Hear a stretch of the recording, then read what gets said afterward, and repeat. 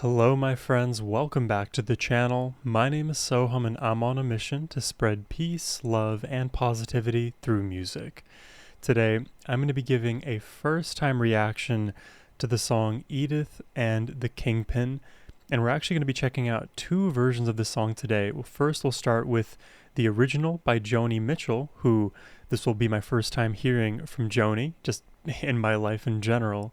And then the second version will be from Herbie Hancock, the jazz legend. And I know Herbie, but I've never actually heard him play. And the reason I know Herbie is kind of convoluted, but I figured I would share a bit of that backstory. Maybe it'll give you some insight as to what I know about Herbie and just jazz in general. But I randomly discovered Jacob Collier on YouTube, one of these previous months here. And Herbie was one of the jazz legends to actually find Jacob when he was really young, first uploading videos onto YouTube, and kind of took him under his wing and was so impressed by his skill, he wanted that skill to be showed to the world. And, this reaction is not about Jacob Collier, it is about Edith and the Kingpin, but I figured I would draw out that connection because I love everything that I've heard from Jacob, and if Herbie has any hand to play with his success, I know that he's going to do justice by the original Edith and the Kingpin. So all of that to say, we're going to start at ground zero right now. First, discovering Joni Mitchell and Edith and the Kingpin. We'll do lyrical analysis too, figure out what the song is about, and hopefully enjoy ourselves along the way. I'm excited to check this out, and that is all thanks to Emond the Resonant for making this donation request. And Emond dedicates this to the eclectic, selected Hopefully You Know Who You Are. Cheers, my friend. Now, let's jump in.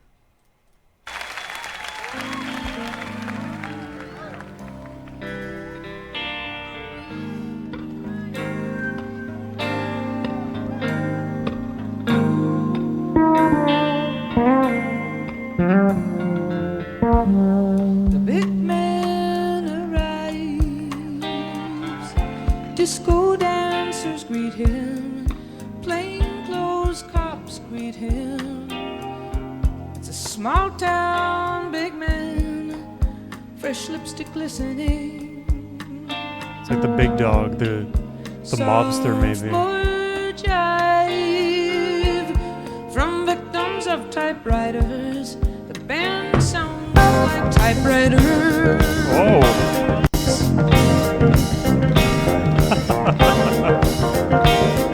The big man, he's not listening.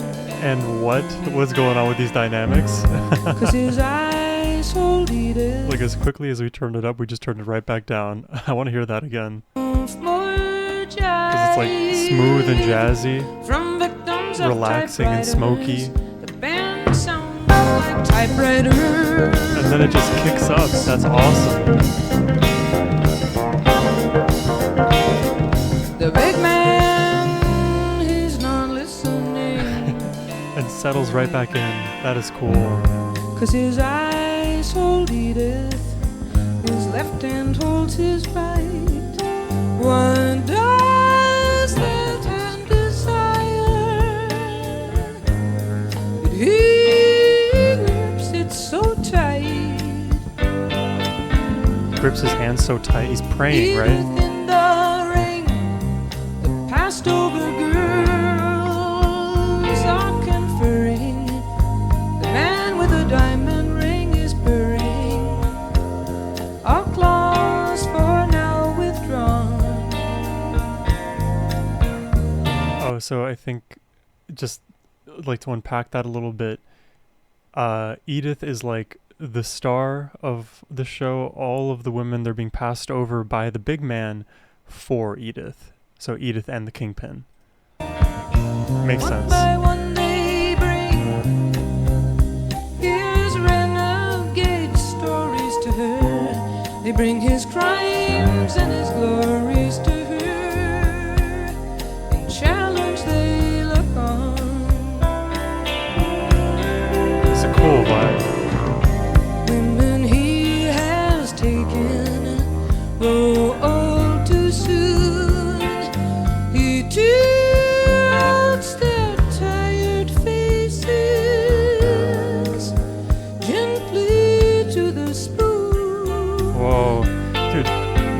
Joni's voice, it is like crystal clear in certain moments, but then she allows it to be breathy as well.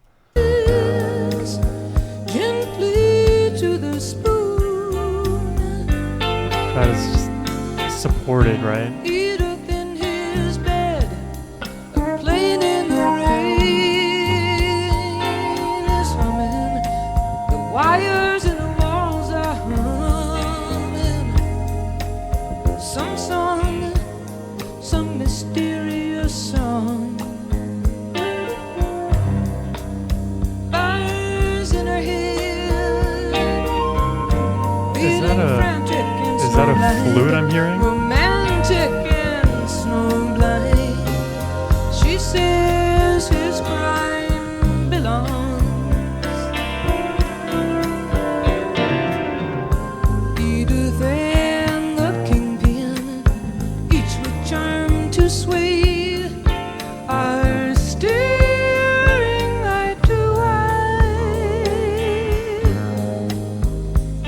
They can't look away. You know they dare not look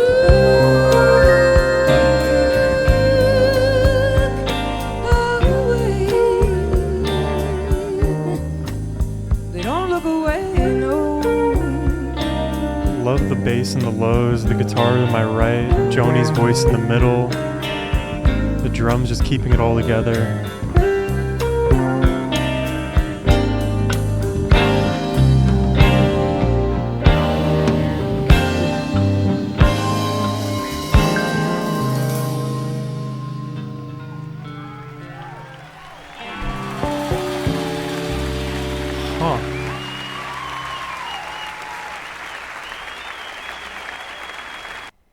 That is so interesting. That is so interesting. I don't even know how to what I'm supposed to come away with right now, because there's so many like influences and moments that kind of stuck out to me, but it's hard to paint like a cohesive picture other than the feeling overall being like rather smoky, a bit of like subtle jazz. Recently I did a Renaissance reaction, if you guys know that group. Their progressive group. I kind of dubbed one of their songs as being art rock. This almost feels a bit like how I might describe art jazz, but that's more of a half-baked thought at the moment. There's a noir feel to it all as well, and of course the scene is being set. We are in this like club environment with the Kingpin, with Edith, and it's all about the storytelling around that, and it's done in a very interesting way. And I'm actually surprised that section that I had to repeat earlier, that was kind of like bombastic out of nowhere, I was expecting it to kind of come back in some way, shape, or form later on, and it never did.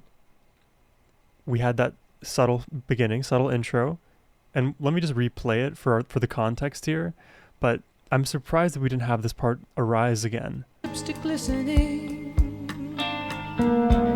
So we're building this mellow place, smoky. From victims of typewriters, the band sounds like typewriters. And then all of a sudden it picks up like it's... The big man, he's not listening. Yeah, it's like almost like the song is about to kick into overdrive. We're about to go like super funky. It's going to be a huge hit, and then it just dissolves again into that noir. Really, really interesting stuff. Now, before we jump into the Herbie Hancock version, I'm curious to do the lyrical analysis now so that we can go into the Herbie Hancock rendition with a little bit more insight onto the song here. So we start with the big man arriving. Disco dancers greet him. Plainclothes cops greet him. Small town, big man, fresh lipstick glistening, right? He shows up. All the ladies want him. The cops, they're in his pocket, so they greet him. They're his friends, basically. Fresh lipstick glistening. He's been kissed lately. Sophomore jive from victims of typewriters. The band sounds like typewriters. The big man, he's not listening. So typewriters, right? Click, clack, click, clack, click, clack. It's not really melodic. It's more just like kind of making a bunch of like loud noise, essentially. Big man doesn't care about this trash music. His eyes hold Edith. His left hand holds his right. What does that hand desire that he grips it so tight? So left hand holding the right. Or is he doing it like this? Maybe the way he holds it depends, because like I kind of did it like this as if he's praying. But his eyes hold Edith. He's enamored with her. Edith in the ring. The passed over girls are conferring. The man with the diamond ring is purring, all claws for now withdrawn. So it's interesting to use the kind of like boxing imagery a bit. Edith in the ring, but I guess that purpose was to serve the like competition between her and these other girls, but also to have the double with ring here and diamond ring here. Because all the passed over girls, they're passed over by who? The big man. They're talking, they're chatting. The man with the diamond ring is purring. He's on the prowl looking for his Edith. And one by one, they bring his renegade stories to her. His crimes and his glories to her. In challenge, they look on. So I didn't actually catch this the first time. So it seems like the they that's being referred to here are these passed over girls. And they're telling her stories about him. Maybe in an effort to dissuade her from selecting him. Even though he would want her. So they're basically like trying to disqualify her by getting her to like opt out herself, so that the interaction between Edith and the big man can never come to fruition. Women he has taken grow old too soon. He tilts their tired faces gently to the spoon.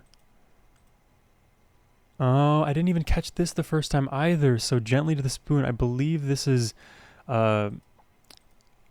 like drug paraphernalia. Like you use spoons to like heat up certain drugs, and I don't know how it all works. So these women that he takes into his kind of takes into his like under his wing, maybe is a better way to put it. They grow old too soon because like doing all of these copious amounts of hard drugs does age you, not only physically but mentally. You're not the innocent version of yourself that you once were. Edith in his bed, a plane in the rain is humming. So he successfully got her. The wires in the walls are humming. Some song, some mysterious song. Bars in her head. Beating frantic and now snowblind. Bars in her head. What does that mean? Beating frantic and now snowblind. Romantic and snowblind, she says his crime belongs. Some of the literal words and maybe the poetry will go over my head here, but it seems to be the conclusion that now she is on board with the Kingpin. She says his crime belongs. Edith and the Kingpin, each with the charm to sway, and staring eye to eye, they dare not look away. You know they dare not look away. It's sort of like they've met each other's match, and in order to like hold this whole operation together, they have to be together. Otherwise, Edith will fall apart on her own, and the Kingpin will fall apart on his own, or at least they'll exist in a state of perpetual loneliness. So it's almost like they're toxically in need of one another. That's like my understanding of the story. We'll see how the Herbie Hancock rendition reimagines this song. Because he's a jazz like legend, I believe he's a pianist. This could go any number of ways. So let's jump in.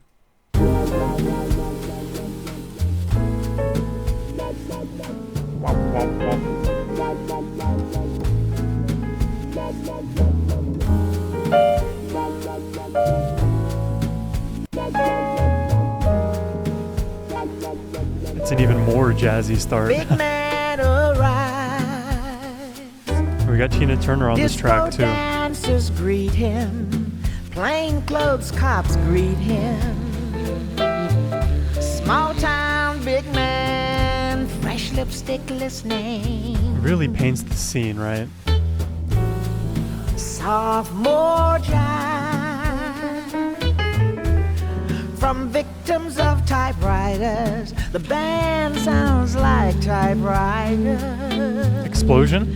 The big man, he's not listening. Difference there. No explosion in the track, like we had with Joni. His eyes hold Edith, his left hand holds his right. What does that hand do? What was that? Did you hear that?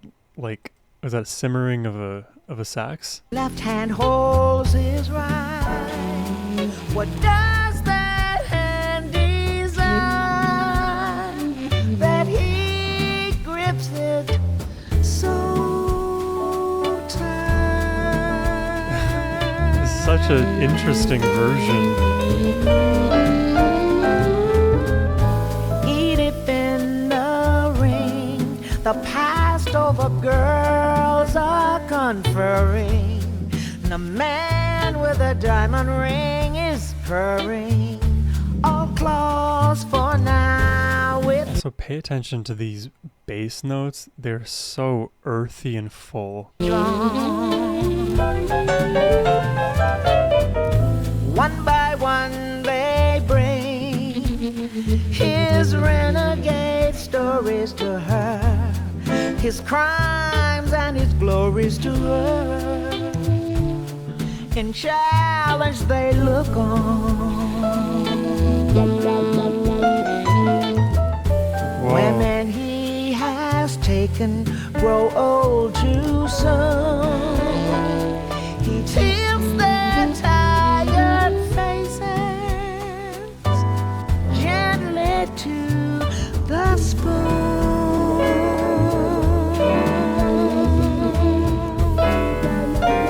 The piano's getting more violent.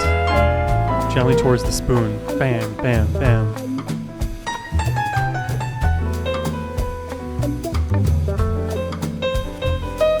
The syncopated hit on the hi-hat.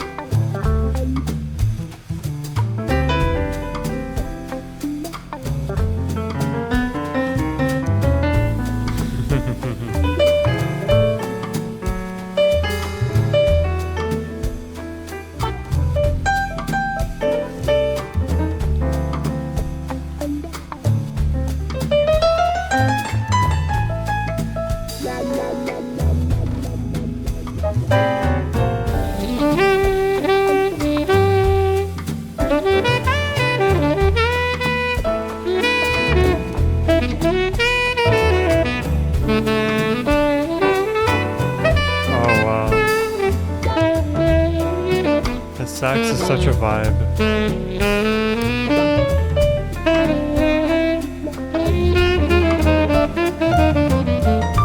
Edith in his bed, a plane in the rain is humming. The wilds and the walls are humming. Some song, some mysterious song. Bars in her head, beating frantic and snowblind, romantic and snowblind. She says his crime belongs. There's like a interesting difference that I'm sort of picking up with Tina's and Joni's vocal deliveries of these tracks. Tina is almost, I don't know why I feel this way, but she's almost like embodying the role of Edith, even though she's singing about Edith in the third person. Something about it just feels a little bit more intimate and maybe with some texture. And I don't want to use those words kind of like flippantly, but those are just the adjectives that immediately come to my mind. And in contrast with Joni's performance, Joni's performance felt more like she's narrating the story. Very clear, very bright in certain moments. It's an interesting distinction. And with this like smoky atmosphere that we've kind of envisioned from the Joni Mitchell rendition, it's kind of persisting with the Herbie Hancock version here, but that smokiness is matched in Tina's voice a little bit more than I think in Joni's. Yeah. She says his crime belongs. Edith and the Kingpin, each with charm to sway, are staring eye to eye. They dare not look away.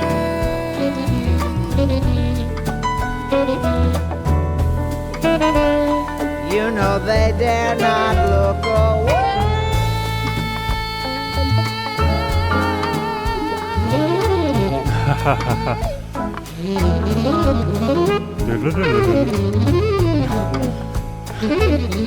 That wasn't in the Joni version.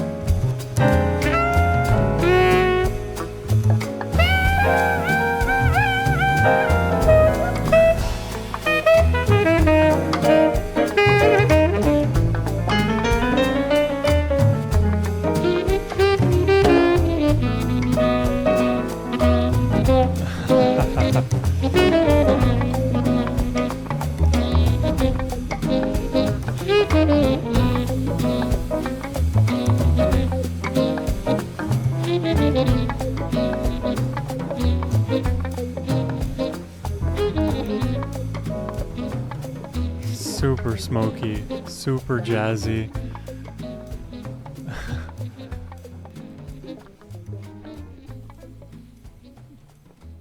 This is honestly, like, musically, it is so high above my pay grade because I feel like jazz is just another beast when it comes to understanding what is happening melodically.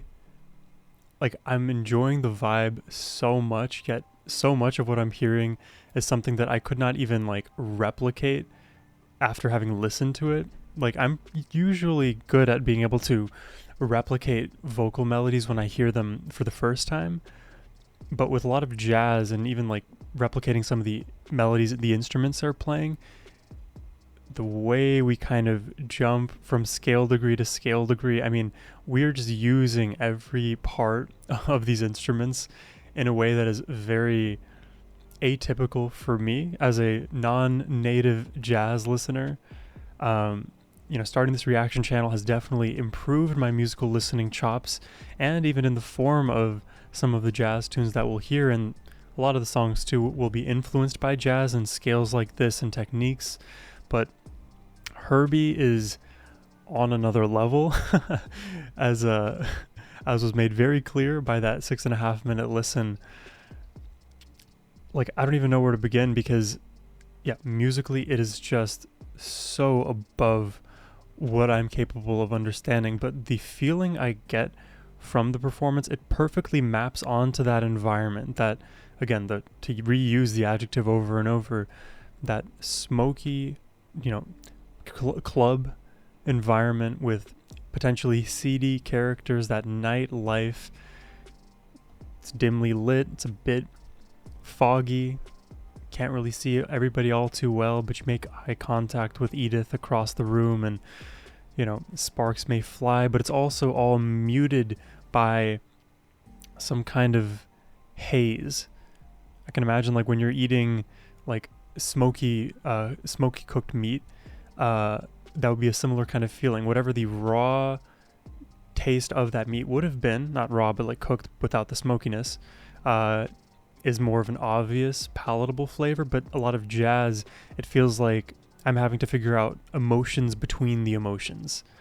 You know, it's like such a hyper-specific descriptor. Like, I think my vocabulary isn't at the level quite yet to pinpoint precision pick out some of the it's like 4 P's. I'm a poet and I didn't even know that I was one. That's not what a poet does. They do I'm talking about alliteration and rhyming and conflating the two. Anyways, all of that to say, this is a very complicated but fun listen, and hearing this song, Edith and the Kingpin, for the first time, I struggle to find a place where I would listen to tracks like this because I don't listen to that much jazz in general, but I've been getting a lot of emails too, people suggesting that I listen to more jazz on the channel and just become more familiar with jazz. So I've got my playlist of jazz songs to listen to cooking. So I'll be listening to that in the spare time that I do have. But if you would like to make a request yourself and see a reaction to a jazz tune, or more Joni, more Herbie, really anyone for that matter, you can do so by clicking the first link in the description box below. But as always, my friends, have a wonderful rest of your day. Take care and peace.